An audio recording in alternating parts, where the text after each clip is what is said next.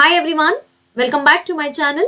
SSLC 2025 Mathematics My Goal Target 80 One Short Revision series start ಮಾಡಿದ್ದೆ. ಈಗ already chapter wise ನಾನು important questions ಯಾವುದೆಲ್ಲ ಕೇಳಬಹುದು ಅನ್ನೋ ಬಗ್ಗೆ ಡಿಸ್ಕಸ್ ಮಾಡಿದ್ದೀನಿ.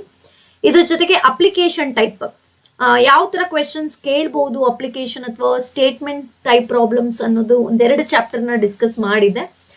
ಇದ್ರ ಮಧ್ಯೆ ನಮಗಿರುವಂಥದ್ದು ಈಗ ಸ್ಟೇಟ್ ಲೆವೆಲ್ ಪ್ರಿಪರೇಟರಿ, ಯಾಕಂದ್ರೆ this will be a same as a final exam. Board paper ಹೇಗಿರುತ್ತೆ ಅದರ ಬ್ಲೂ ಪ್ರಿಂಟ್ ಆಗಿರುತ್ತೆ ಇದು state level preparatory paper. So ಹಾಗಾಗಿ ಅದನ್ನ ಫೋಕಸ್ ಮಾಡೋಣ ಅಂತ ಹೇಳಿ ಸ್ವಲ್ಪ ನನ್ನ ಪ್ಲಾನ್ ಅಲ್ಲಿ ಚೇಂಜ್ ಮಾಡ್ಕೊಂಡಿದ್ದೀನಿ. ಈಗ ಒಂದಷ್ಟು ಪೇಪರ್ಸ್ನ ಪ್ರಾಕ್ಟೀಸ್ ಪೇಪರ್ಸ್ನ ಡಿಸ್ಕಸ್ ಮಾಡಿ ಸ್ಟೇಟ್ ಲೆವೆಲ್ ಪ್ರಿಪರೇಟರಿ ಮುಗಿದ ಮೇಲೆ ಇನ್ನು ಉಳಿದಿರೋ ಲೆಸನ್ದು ಅಪ್ಲಿಕೇಶನ್ ಟೈಪ್ ಕ್ವೆಶನ್ಸ್ನ ನಾನು ಡಿಸ್ಕಸ್ ಮಾಡ್ತೀನಿ. ಓಕೆ, ಇವತ್ತು ನಾನು ಒಂದು MCQ ಮತ್ತೆ 1 ಮಾರ್ಕ್ ಕ್ವೆಶನ್ಸ್ ಯಾವ ತರ ಇರಬಹುದು ಅಂತ ಹೇಳಿ ಒಂದು ಸ್ಯಾಂಪಲ್ ಪೇಪರ್ ತಗೊಂಡು ಡಿಸ್ಕಸ್ ಮಾಡ್ತೀನಿ. ಸೇಮ್ ನಾನೇನ್ ಪ್ರೀವಿಯಸ್ ವಿಡಿಯೋದಲ್ಲಿ ಬ್ಲೂ ಪ್ರಿಂಟ್ ನಾನು ನಿಮಗೆ ಕೊಟ್ಟಿದ್ದೆ, ಯಾವ್ಯಾವ ಲೆಸನ್ಸ್ ಅಲ್ಲಿ MCQ ಬರುತ್ತೆ ಅಥವಾ ಯಾವ್ಯಾವ ಲೆಸನ್ ಅಲ್ಲಿ 1 ಮಾರ್ಕ್ ಬರುತ್ತೆ ಅಂತ ಲೆಸನ್ ಅಲ್ಲಿ ಕೊಟ್ಟಿರೋಂಥ ಕ್ವೆಶನ್ಸ್ ನಾನು ಇಲ್ಲಿ ತಗೊಂಡು ಡಿಸ್ಕಸ್ ಮಾಡ್ತೀನಿ. ಆಮೇಲೆ ಇನ್ನೊಂದು ವಿಷಯ ಹೇಳಬೇಕಿತ್ತು ನಿಮ್ಗೆ, ಬೋರ್ಡ್ KSEB ಬೋರ್ಡ್ ಅಲ್ಲಿ ಪೇಪರ್ ಮಾಡೆಲ್ ಪೇಪರ್ 3 ಮತ್ತೆ 4 ರಿಲೀಸ್ ಮಾಡಿದ್ದಾರೆ. ಇಲ್ಲಿವರೆಗೂ ನಮಗಿದ್ದು ಮಾಡೆಲ್ ಪೇಪರ್ 1 ಮತ್ತೆ ಮಾಡೆಲ್ ಪೇಪರ್ 2 ಅಷ್ಟೇನೆ. ಈಗ ನಮಗೆ ಬಂದಿರೋ ಪ್ರಕಾರ ಮಾಡೆಲ್ ಪೇಪರ್ 3 ಮತ್ತೆ ಮಾಡೆಲ್ ಪೇಪರ್ 4 ರಿಲೀಸ್ ಮಾಡಿದ್ದಾರೆ. ಅದರಲ್ಲಿ ಸ್ವಲ್ಪ ಡಿಫ್ರೆಂಟ್ ಇದೆ. ಏನಪ್ಪಾ ಅಂತಂದ್ರೆ ಸ್ವಲ್ಪ ಏನಾಗಿದೆ ಅಂತಂದ್ರೆ ಲೈಕ್ 5 ಮಾರ್ಕ್ಸ್ಗೆ ನಿಮಗೆ ಟ್ರಯಾಂಗಲ್ಸ್ ಇಂದ ಕೊಟ್ಟಿದ್ದಾರೆ, AP ಇಂದ ಕೊಟ್ಟಿದ್ದಾರೆ. ಕ್ವೆಶನ್ಸ್ ಎಲ್ಲ ಒಂದ್ ಸ್ವಲ್ಪ ಡಿಫ್ರೆಂಟ್ ಆಗಿದೆ. ಅದ್ರ ಕೀ ಆನ್ಸರ್ ನಾನು ಇನ್ನು ಪೋಸ್ಟ್ ಮಾಡ್ತೀನಿ. ನೆಕ್ಸ್ಟ್ ಸೆಷನ್ಸ್ ಅಲ್ಲಿ ಕೀ ಆನ್ಸರ್ನ ಪೋಸ್ಟ್ ಮಾಡ್ತೀನಿ, ಅವಾಗ ನಿಮ್ಗೆ ಒಂದು ಐಡಿಯಾ ಬರ್ಬೋದು ಅಂತ ಹೇಳಿ. ಓಕೆ, ಇವತ್ತಿನ ಸೆಷನ್ ಕಂಟಿನ್ಯೂ ಮಾಡ್ತೀನಿ. So I am going with MCQ today. MCQ ನೋಡೋದಾದ್ರೆ ನೋಡಿ, ಫಸ್ಟ್ ಒಂದು MCQ will be from arithmetic progression. Arithmetic progression ಇಂದ ಒಂದು MCQ ಲೈಕ್ nth ಟರ್ಮ್ ಆಗಿರುತ್ತೆ, ಸಮ್ ಆಫ್ nth ಟರ್ಮ್ಸ್ ಅಥವಾ ಫಾರ್ಮುಲಾನೇ ಕೇಳೋದಾಗಿರುತ್ತೆ ಅಥವಾ ಕಾಮನ್ ಡಿಫ್ರೆನ್ಸ್ ಕೇಳೋದಾಗಿರ್ಬೋದು. ಈ ತರ ಕ್ವೆಶನ್ಸ್ ಬರುತ್ತೆ. ಸೊ ಇದರಲ್ಲಿ ನಾನು ತಗೊಂಡಿರೋದ್ರಲ್ಲಿ if nth term of an AP is 5 - 2n then third term is ಅಂತ ಹೇಳಿ ಕೇಳಿದ್ದಾರೆ. ಇದ್ರ ಬಗ್ಗೆ ನಾನು ಸಾಕಷ್ಟು ಸರಿ ನಾನು ಚಾಪ್ಟರ್ ವೈಸ್ ಹೇಳಿದ್ದೀನಿ. ಪರ್ಟಿಕ್ಯುಲರ್ ಟರ್ಮ್ ಕೇಳ್ತಿದ್ದಾರೆ ಅಂತಂದ್ರೆ ನೀವು n ಪ್ಲೇಸ್ ಅಲ್ಲಿ ಏನ್ ಮಾಡ್ಬೇಕಾಗತ್ತೆ, ನೀವು ಲೈಕ್ ಆ ನಂಬರ್ನ ಸಬ್ಸ್ಟಿಟ್ಯೂಟ್ ಮಾಡ್ಬೇಕಾಗತ್ತೆ. ಇಲ್ಲಿ ಏನಾಗುತ್ತೆ ಅಂದ್ರೆ 5 - 2 × 1 ಸಾರಿ 2 × 3. ಓಕೆ, 2 × 3. ಸೊ 2 3s are 6 ಆಗುತ್ತೆ. ಸೊ 5 - 6 ಆಗುತ್ತೆ. 5 - 6 ಇಟ್ ಇಸ್ -1 ಆಪ್ಷನ್ C ಆಗಿರುತ್ತೆ. ಈ ತರ ಏನಿಲ್ಲ, ಆ n ಪ್ಲೇಸ್ ಅಲ್ಲಿ ಅವ್ರು ಯಾವ ಟರ್ಮ್ ಕೇಳಿದಾರೋ ಅದನ್ನ ಸಬ್ಸ್ಟಿಟ್ಯೂಟ್ ಮಾಡಿ ಸಿಂಪ್ಲಿಫೈ ಮಾಡಿ. ಇಲ್ಲಿ 3 ಕೇಳಿದ್ದಾರೆ, 2 3s are 6, 5 - 6 it is -1. Second term ಅಂದ್ರೆ ಇಲ್ಲಿ 2 ಆಗುತ್ತೆ. 2 2s are 4, 5 - 4 1 ಆಗುತ್ತೆ. ಈ ತರ ಯಾವ ಟರ್ಮ್ ಕೇಳಿದಾರೋ ಆ ನಂಬರ್ನ ನೀವೇನ್ ಮಾಡ್ತೀರಾ n ಪ್ಲೇಸ್ ಅಲ್ಲಿ ಸಬ್ಸ್ಟಿಟ್ಯೂಟ್ ಮಾಡ್ತೀರಾ. ಇದೊಂದು ಟೈಪ್ ಆಫ್ ಕ್ವೆಶನ್, ನೆನಪಲ್ಲಿ ಇಟ್ಕೊಳ್ಳಿ. Coming to the next one, the lines represented by the pair of linear equation 3x plus 4y minus 3 equals 0, 6x plus 8y minus 10 equals 0 ಅಂತ ಇದೆ. ಈಗ ನಿಮಗೆ ಗೊತ್ತಿದೆ, ನಾವಿಲ್ಲಿ A1/A2, B1/B2, C1/C2 ಚೆಕ್ ಮಾಡ್ತೀವಿ. A1/A2 ನೋಡೋದಾದ್ರೆ 3/6 which is equal to 1/2. B1/B2 ನೋಡೋದಾದ್ರೆ 4/8 which is equal to 1/2. ಅದೇ ಇಲ್ಲಿ ನೋಡೋದಾದ್ರೆ -3/-10 ವಿಚ್ ಇಸ್ ಈಕ್ವಲ್ ಟು -3/8 ಆಗಿರುತ್ತೆ. ಇಲ್ಲಿ ಇವೆರಡು ಈಕ್ವಲ್ ಆಗಿದೆ, ಇಲ್ಲಿ ನಾಟ್ ಈಕ್ವಲ್ ಆಗಿದೆ. So A1/A2 equals B1/B2 not equal to C1/C2 ಆದ್ರೆ ದೇ ಆರ್ ಪ್ಯಾರಲಲ್ ಲೈನ್ಸ್ ಅಂತ ಕರಿತೀವಿ. They are parallel lines. ಎರಡು ಫಸ್ಟ್ ಅಲ್ಲೇ ನಾಟ್ ಈಕ್ವಲ್ ಆದ್ರೆ ಇಂಟರ್ಸೆಕ್ಟಿಂಗ್ ಅಂತ ಹೇಳ್ಬೋದಿತ್ತು. 3 ಈಕ್ವಲ್ ಆಗಿದ್ರೆ ಕೋಇನ್ಸಿಡೆಂಟ್ ಅಂತ ಹೇಳ್ಬೋದಿತ್ತು. ಇಲ್ಲೇನಾಗ್ತಿದೆ, first 2 are equal, then it is not equal to third one, C equal ಆಗಿಲ್ಲ. ಸೊ ಹಾಗಾಗಿ they are parallel lines. Coming to the next one, the degree of the polynomial ಅಂತ ಕೊಟ್ಟಿದ್ದಾರೆ. ನೋಡಿ, ಇದನ್ನ ಸಾಕಷ್ಟು ಸರಿ ಹೇಳಿದ್ದೀನಿ ನಾನು. ಡಿಗ್ರಿ ಕೇಳ್ಬೋದು ಅಥವಾ ನಂಬರ್ ಆಫ್ ಝೀರೋಸ್ ಕೇಳ್ಬೋದು ಅಥವಾ ಜನರಲ್ ಫಾರ್ಮ್ ಕೇಳ್ಬೋದು. ಈ ತರ ಕ್ವೆಶನ್ಸ್ ಬಂದಾಗ ಇಲ್ಲಿ ಹೈಯೆಸ್ಟ್ ಪವರ್ನ ನೋಡ್ತೀರಾ. Highest power is 4. So degree of the polynomial is 4 ಅಂತ ಆಗತ್ತೆ. Next, in a quadratic equation if b² - 4ac is greater than 0 then the nature of roots is ಅಂತ ಹೇಳಿ ಕೇಳಿದರೆ. Real and equal, no roots, no real roots, real and distinct. So option ಯಾವ್ದಾಗಿರುತ್ತೆ, D, real and distinct. ಇಲ್ಲಿ ನಿಮ್ಗೆ ಏನಾಗುತ್ತೆ, b² - 4ac greater than 0, equal to 0, less than 0. ಇಲ್ಲಿ real and distinct ಅಂತೀವಿ, ಇಲ್ಲಿ ರಿಯಲ್ ಅಂಡ್ ಈಕ್ವಲ್ ಅಂತೀವಿ, no real roots ಅಂತ ಹೇಳ್ತೀವಿ ನಾವಿಲ್ಲಿ. Coming to the fifth one, the circumference of the circle ನೋಡಿ, the circumference of the circle is 24. The length of arc which subtends an angle 90 degree at the centre is ಅಂತ ಹೇಳಿ ಕೇಳ್ತಿದ್ದಾರೆ. ಇವ್ರು ಇವಾಗ length of arc ಅಂತ ಬಂದಾಗ ನಾವೇನು ತಗೊಳ್ತೀವಿ, θ/360 ಇಂಟು 2πr ಅಂತ ಹೇಳಿ ತಗೊಳ್ತೀವಿ, ಹೌದಲ್ವಾ? ಇಲ್ಲಿ ಏನಾಗುತ್ತೆ, ಅವ್ರು ಹೇಳ್ತಾರೆ 90 ಡಿಗ್ರಿ ಅಂತಂದ್ರೆ it is nothing but 1/4 of, ಅಥವಾ ನೀವು ಥೀಟಾ ಹಿಂಗೆ ತಗೊಳ್ಳೋಣ, θ/3 ಫಾರ್ಮುಲಾ ಏನಿದೆಯಪ್ಪ, θ/360 ಇಂಟು 2πr ಅಂತಿದೆ. ಥೀಟಾ ಎಷ್ಟಿದೆ, 90/360. This 2πr is nothing but circumference of the circle, ಹೌದಾ? ಇದು 2πr ಏನಿದು circumference of the circle formula. Direct ಆಗಿ ಅವರೇ ಕೊಟ್ಬಿಟ್ಟಿದ್ದಾರೆ. ಸರ್ಕಂಫರೆನ್ಸ್ ಆಫ್ ದಿ ಸರ್ಕಲ್ ಎಷ್ಟು, 24 ಅಂತ ಹೇಳಿ. ಇಲ್ಲೇ ನೋಡ್ತಾ ಬನ್ನಿ, 9 1s 9 4s 36, 4 1s 4 6 24. ಸೊ ಎಷ್ಟು ಬರುತ್ತೆ ಇಲ್ಲಿ, 6 ಸೆಂಟಿಮೀಟರ್ ಆಗುತ್ತೆ. ಲೆಂತ್ ಆಫ್ ಆರ್ಕ್ ಎಷ್ಟಾಗುತ್ತೆ, 6 ಸೆಂಟಿಮೀಟರ್ ಆಗುತ್ತೆ. ಕ್ಲಿಯರ್ ಆಯ್ತು ಅನ್ಕೊಳ್ತೀನಿ. ಕ್ವೆಶನ್ ಒಂದ್ ಸ್ವಲ್ಪ ಅರ್ಥ ಮಾಡ್ಕೋಬೇಕು ನೋಡಿ. ಲೆಂತ್ ಆಫ್ ಆರ್ಕ್ ಕೇಳಿದ್ದಾರೆ, ಲೆಂತ್ ಆಫ್ ಆರ್ಕ್ ಫಾರ್ಮುಲಾ ತಗೊಳ್ತೀರಾ. ಅಲ್ಲಿ 2πr ಅಂದ್ರೆ ಏನು, circumference of the circle, circumference ಕೊಟ್ಟಿದ್ದಾರೆ. ಓಕೆನಾ?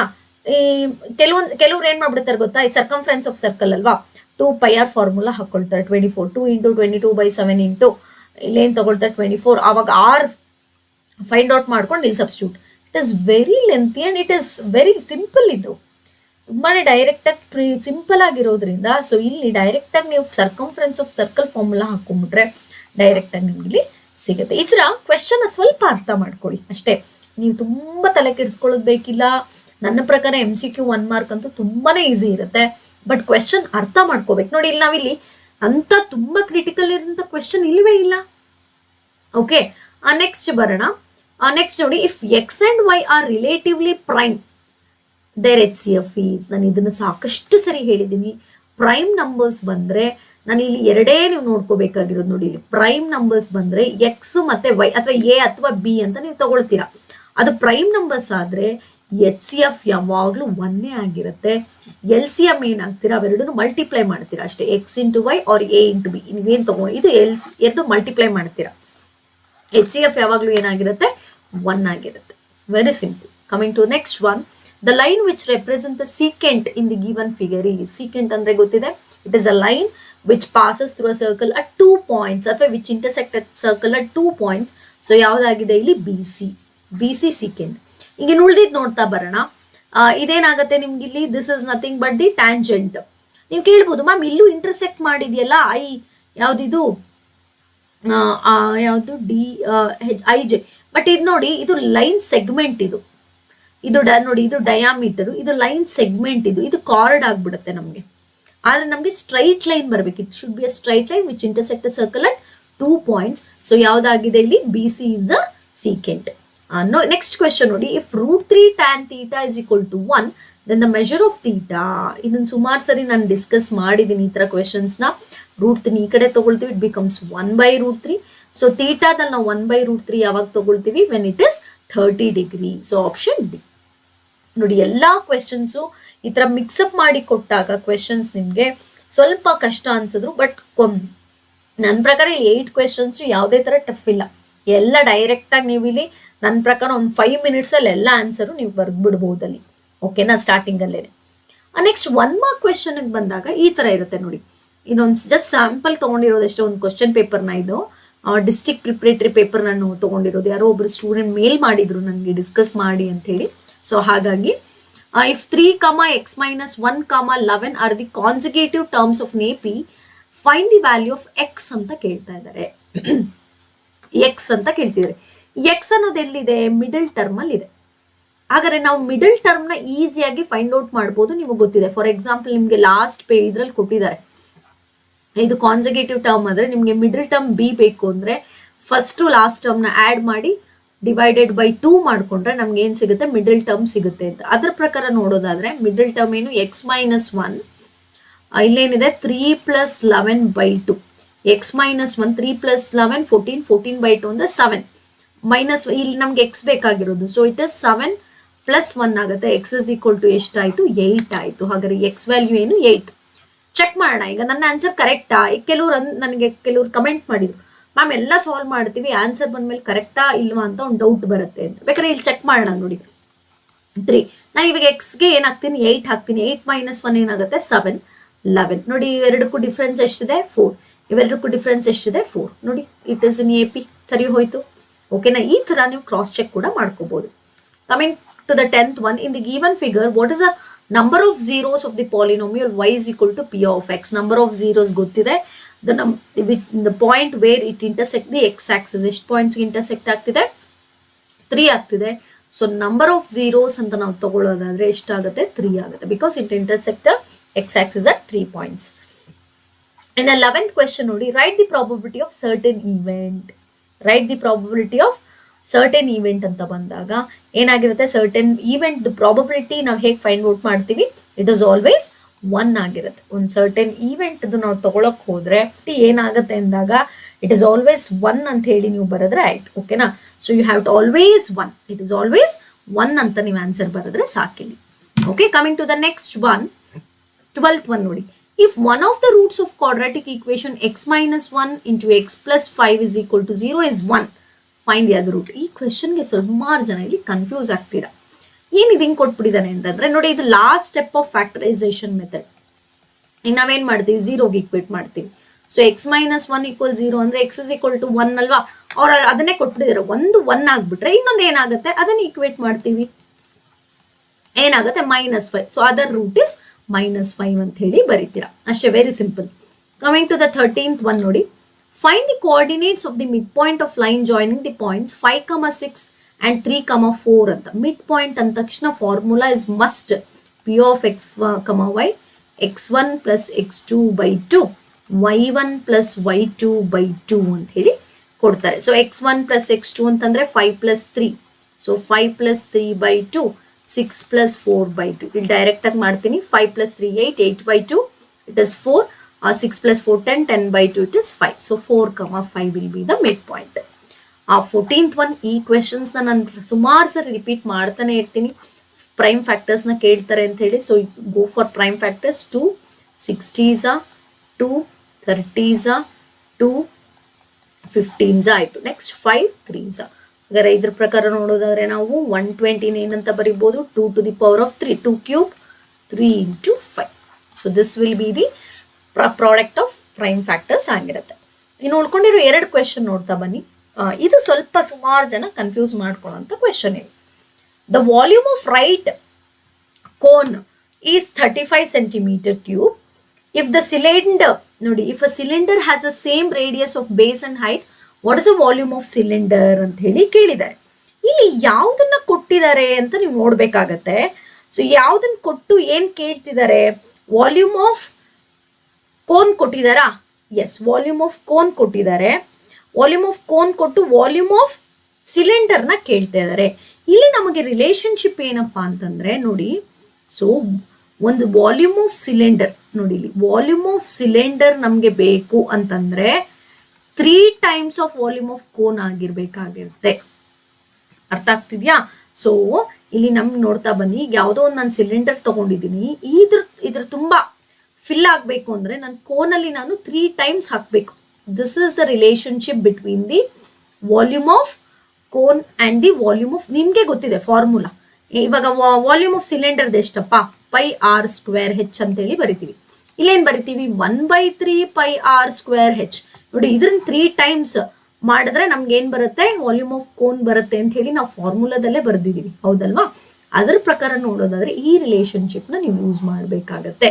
ಇಲ್ಲಿ volume of right circular cone ಕೊಟ್ಟಿದ್ದಾರೆ, ನಿಮ್ಗೆ ಏನ್ ಬೇಕು, ವಾಲ್ಯೂಮ್ ಆಫ್ ಸಿಲಿಂಡರ್ ಬೇಕಾಗಿರೋದ್ರಿಂದ ಸೊ 3 into 35 ಮಾಡಬೇಕಾಗತ್ತೆ. So 3 into 35 you are going to get 105 ಬರುತ್ತೆ. So you are going to write it as 105 centimeter cube ಅಂತ ಹೇಳಿ ಬರೀತೀರಾ. ಸೊ ಇಲ್ಲಿ volume of cylinder is equal to 3 into 35. So you are going to get 105 centimeter cube. The relationship clear ಆಯ್ತು ಅಂತ ಅನ್ಕೊಳ್ತೀನಿ. ಸ್ವಲ್ಪ practice ಮಾಡಿ ಅಷ್ಟೇ. ಪ್ರಾಕ್ಟೀಸ್ ಮಾಡ್ಕೊಂಡ್ರೆ ಡೆಫಿನೆಟ್ಲಿ ಇಟ್ ಈಸ್ ಈಸಿ. ಓಕೆನಾ? ಸೊ ಸ್ವಲ್ಪ ಪ್ರಾಕ್ಟೀಸ್ ಮಾಡ್ಕೊಂಡ್ರೆ, ನಿಮಗೆ ಸ್ವಲ್ಪ ಕೊಟ್ಟಿರೋದನ್ನ ನೋಡ್ಕೊಂಡ್ರೆ it is easy. Okay, coming to the last question, 1 mark last question ನೋಡಿ. In the given figure D is parallel to A C. ಈಗ ಕೊಟ್ಟಿದ್ದಾರೆ ಬಿ ಡಿ ಎಷ್ಟಂತೆ 5 centimeter. What is A D length 3 centimeter. B C length the bigger one, ಈ bigger length ಎಷ್ಟು ಕೊಟ್ಟಿದ್ದಾರೆ 12 centimeter ಕೊಟ್ಟಿದ್ದಾರೆ. Find the length of B E. Very simple. ನಾನು ಇದು corollary of B P T ತಗೊಳ್ಬೇಕಾಗತ್ತೆ. ಇಲ್ಲಿ ಏನು ಕೊಟ್ಟಿದ್ದಾರೆ, D E is parallel to A C. Okay, ಅದರ ಪ್ರಕಾರ ಆದರೆ as per B P T ನಾವೇನು ಬರಿಬೋದು, ಆಸ್ ಪರ್ ಹೆಂಗೆ ಬರಿತೀರಾ, ದಿಸ್ ಹಾಫ್ ಈ ಹಾಫ್ಗೆ ಅಲ್ವಾ, ಸೊ ಬಿ ಇ ಇ ಸಿಗೆ ಅಂತ ಹೇಳ್ತೀವಿ. ಬಟ್ ಇಲ್ಲಿ ಬಿ ಸಿ ಕೊಟ್ಟಿರೋದ್ರಿಂದ I am going with complete B A or A ಬಿಗೆ ಹೋಗ್ತೀನಿ ನೋಡ್ಕೊಳ್ಳಿ. So B D by A B, B by B C. ಇಲ್ಲಿ corollary of B P T I am changing the sides ನೋಡಿ. As per B P T ಇದ್ರೆ half of ನೋಡಿ, B D A D, B E E C ತಗೊಂಡ್ರೆ ಅದು B P T.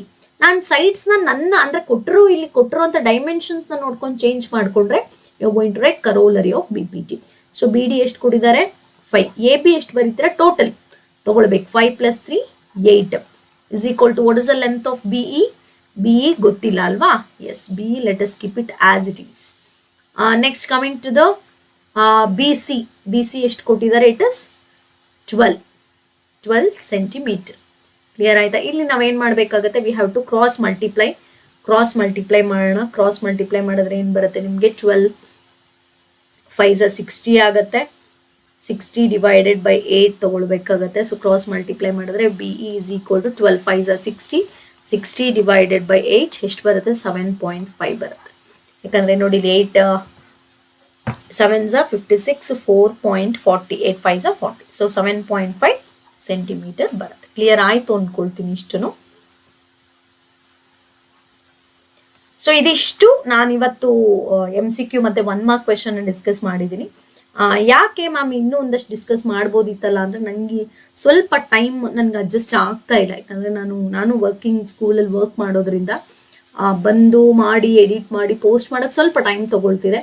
ಹಾಗಾಗಿ don't worry, ಹೇಳ್ತಿದ್ದೀನಲ್ಲ, like ಏನಾದರೆ ನಿಮಗೆ exam ಹತ್ರ ಬರ್ತಾ ನಾನೊಂದು ಸ್ವಲ್ಪ ಟೈಮ್ನ ಮಾಡ್ಕೊಳ್ತೀನಿ. ಜೊತೆಗೆ ಈಗ ಮಾಡೆಲ್ ಪೇಪರ್ 3, 4 ಕೂಡ ರಿಲೀಸ್ ಆಗಿದೆ, ಅದರ ಆನ್ಸರ್ಸ್ ಕೂಡ ನಾನು ಪೋಸ್ಟ್ ಮಾಡಬೇಕು. ಹಾಗಾಗಿ ನಾನು ಇವತ್ತು ಇಷ್ಟಕ್ಕೆ ಎಂಡ್ ಮಾಡ್ತಾ ಇದ್ದೀನಿ ಈ ವಿಡಿಯೋನ. ನೆಕ್ಸ್ಟ್ ಸೆಷನಲ್ಲಿ 2, 3 ಮತ್ತು 4ನ ಕಂಟಿನ್ಯೂಸ್ ಆಗಿ ಅಪ್ಲೋಡ್ ಮಾಡ್ತೀನಿ. ಹೀಗೆ ವಿಡಿಯೋಸ್ನ ನೋಡ್ತಾ ಇರಿ, ಸಪೋರ್ಟ್ ಮಾಡಿ. ಆದಷ್ಟು ಬೇರೆ ಬೇರೆ ಪೇಪರ್ಸ್ನ ನೀವು ಸಾಲ್ವ್ ಮಾಡಿದಾಗ ನಿಮ್ಗೊಂದು ಐಡಿಯಾ ಬರುತ್ತೆ, ನಾನು ಹೇಗೆ ಆನ್ಸರ್ ಮಾಡಬೇಕು ಅನ್ನೋದು ಸಿಗುತ್ತೆ. ಸೊ ಹಾಗಾಗಿ ಹೀಗೆ ವಿಡಿಯೋಸ್ನ ನೋಡ್ತಾ ಇರಿ, ಸಪೋರ್ಟ್ ಮಾಡಿ. ನೆಕ್ಸ್ಟ್ ಸೆಷನ್ ಮೀಟ್ ಮಾಡ್ತೀನಿ. Thank you.